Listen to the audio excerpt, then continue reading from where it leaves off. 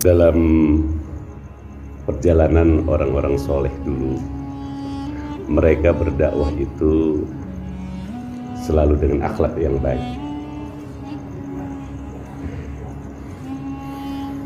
Yang termasuk khair, saya katakan tadi, itu diantaranya makarimil akhlak. Terlebih zaman sekarang, hampir jamaah yang hadir di sini aja, atau ini juga sama dengan tempat-tempat yang lain, mereka butuh figur akhlak yang baik. Karena di atas ilmu itu ada akhlak. Saya berharap LTNU ini bisa memberikan cara dakwah yang baik, bisa berdakwah dengan yang baik ini, kecerdasan tingkat tinggi. Seseorang tidak mungkin bisa berakhlak baik jika dia tidak memiliki guru yang dicontohnya. Kepintaran saja tidak cukup jika tidak bisa mengamalkan apa yang telah dia ketahui dari kaidah-kaidah atau ilmu-ilmu dasar agama. Seseorang menjadi baik itu hampir dia mencontoh kitab yang jalan. Kitab yang jalan itu kiai, para guru. Seorang ulama besar saja, Abu Madian Su'aib, murid saya Abdul Qadir Jailani radhiyallahu an, beliau mengatakan di dalam syairnya yang artinya itu, saya duduk di pintu mereka orang-orang soleh, wa inni ala abwabikum atamallak. Abu Madian Su'aib itu menjadi baik karena dia mencontoh orang-orang yang baik. Bukan hanya pintar, para sahabat Abu Bakar, Umar, Utsman, Ali, terus semua para sahabat yang adil-adil itu, mereka bisa menjadi baik dan selamat karena betul-betul ittiba'an bi Rasulillah.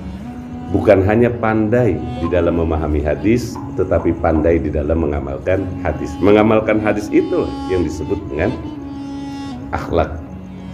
Jadi kita nggak harus bangga dengan orang yang hafal banyak hadis. Terutama sekarang ini sedang rame-ramenya itu, gencar-gencarnya itu untuk tahfidz. Tapi akhlak Qur'annya nggak ada. Itu sangat penting, menghafal Quran penting. Nah, ulama-ulama kita semua penghafal. Tapi lebih penting lagi dari itu adalah mampu mengamalkan Al-Quran. Mampu mengamalkan Al-Quran, ciri orang tersebut betul-betul bisa menghadirkan akhlak Rasulullah dalam semua aktivitasnya. Saya berharap kepada teman-teman ini semuanya, jangan hanya mencari kepandaian, kuliah, kejar S1, S2, dan seterusnya sampai S3, tapi jangan jauh dari alim ulama. Anda tidak akan pernah memiliki akhlak yang baik jika tidak dekat alim ulama. Nah, alim ulama, wa idza ru'u zikrullah, baru saja kita pandang dia, hati kita langsung tertarik untuk ingin dekat dengan Allah. Ulama-ulama dulu itu nggak banyak mengeluarkan hadis, Quran, ceramah-ceramah seperti sekarang. Tapi orang menjadi sadar. Nah, sekarang di era digital ini, era milenial, coba dikombinasikan dua tadi. Tulislah hal-hal yang baik, lalu kita amalkan. Jangan jauh dari alim ulama. Wa inni ala abwabikum atamallak. Saya di pintu keberkahan kamu para alim ulama mencari kemuliaan. Dengan demikian, jika kita tidak jauh dari alim ulama, insya Allah akan memiliki akhlak yang baik. Bimbing masyarakat dengan akhlak, bukan hanya dengan keilmuan, dengan ta'rif dan segalanya. Mereka lebih membutuhkan akhlak, karena dengan akhlak mereka langsung bisa mencontoh. Contoh ini ya, semakin tinggi jabatannya, akhlaknya semakin bagus. Wajah beliau ini memang didikan tebu ireng. Nah, mudah-mudahan saya berharap adik-adik semua, saya ya bil khusus, kita memiliki akhlak yang baik. Tidak ada manfaatnya bahasa yang kasar. Nahi mungkar itu harus bil ma'ruf. Merubah yang mungkar itu harus dengan bahasa yang baik. Apa bedanya kita dengan mereka? Mereka bahasanya kotor, lalu kita ingin rubah dengan sesuatu yang bahasa kotor lagi. Tidak bisa. Jadi harus dengan bahasa yang baik. Bahasa yang baik itu bisa merubah orang menjadi baik. Tidak bisa kita berharap kemungkaran hilang dengan bahasa yang tidak ma'ruf. Jika ingin merubah kemungkaran di mana saja, harus dengan bahasa yang ma'ruf dan akhlakul karim. Ini harus diingatkan teman-teman dan sampaikan semua, bahwa akhlak yang baik itu di atas pengetahuan. Anda tidak akan pernah disebut orang yang memiliki pengetahuan jika tidak memiliki akhlak. Terlebih keilmuan Anda akan sirna kalau Anda mengeluarkan bahasa-bahasa yang kasar. Saya kutip tentang akhlak ulama kita, Kiai Hamid Pasuruan contohnya. Beliau seorang ulama yang gak pernah mengecewakan siapapun. Dari anak kecil, pemulung sampah, tukang ojek, tidak ada yang pernah dikecewakan oleh beliau semasa hidupnya dari bahasanya. Maka wajar beliau dijadikan wali. Pinter iya, beliau ulama besar. Tapi sebenarnya beliau jadi wali itu dari akhlak. Satu saat ada orang yang memberikan informasi, Yai si Fulan meninggal. Lalu beliau mendoakan dan terkejut mendengar informasi itu. Lalu datang lagi orang kedua menginformasikan, Yai si Fulan meninggal. Orang itu ingin membuat seneng Yai dengan adanya informasi itu. Tapi dalam informasi yang kedua, beliau seakan baru mendengar, oh si Fulan meninggal. Padahal beliau sudah mendengar. Sampai 10 orang. Akhlaknya nggak berubah sedikit pun. Sehingga 10 orang yang memberikan informasi itu merasa terpuaskan dengan sikap Yai tadi. Berbeda dengan orang sekarang. Jika yang satu memberikan informasi baru, kita akan senang. Tapi tatkala informasi itu diberikan oleh orang yang kedua, kita berkata, saya udah dengar kok. Nah, itu akhlak.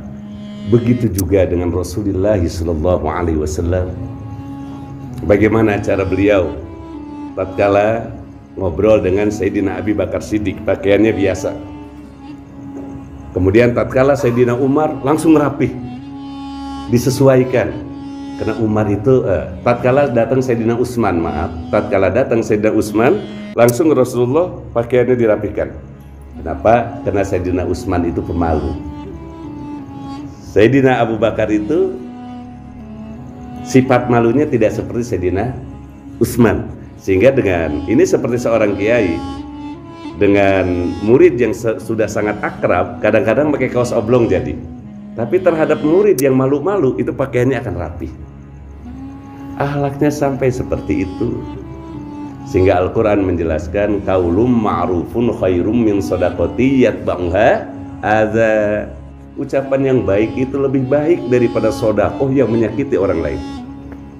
Nah, ya, di dalam kita bermedsos, awas, jangan mencaci orang lain, jangan menjeleki orang lain. Perlihatkan akhlak NU, Mbah Hasyim Asy'ari. Kemudian kita lihat lagi ulama-ulama yang lainnya, semuanya mereka Yai Hasbullah, Mbah Hasbullah, Yai As'ad, Yai Masduki, Yai Mahfuz Termas. Mereka ulama-ulama besar. Ulama-ulama Banten misalnya Mama Asnawi, ulama Bogor misalnya Yai Ukon Bulkini, banyak Sukabumi, Yai Mudrikah, Aang Sadeli, mereka akhlaknya baik-baik semua. Terus kita lihat yang di Bogor, ayahandanya Yai Agus siapa? Mama Palak. Terus Mama Abdullah bin Nuh, itu akhlaknya mulia. Nah, kalau kita ingin mengangkat Bogor, kembali kepada akhlak mereka. Bogor tidak akan pernah terangkat ini akhlak dan keilmuannya kalau kita tidak mengambil akhlak mereka. Itu ulama-ulama kita semua. Mereka nggak pernah membedakan orang lain dan menjadi kiai semua kelompok, semua masyarakat. Nah, sehingga jika kita sudah bisa berbahasa yang baik, berarti kita telah mewarisi akhlak Rasulullah SAW.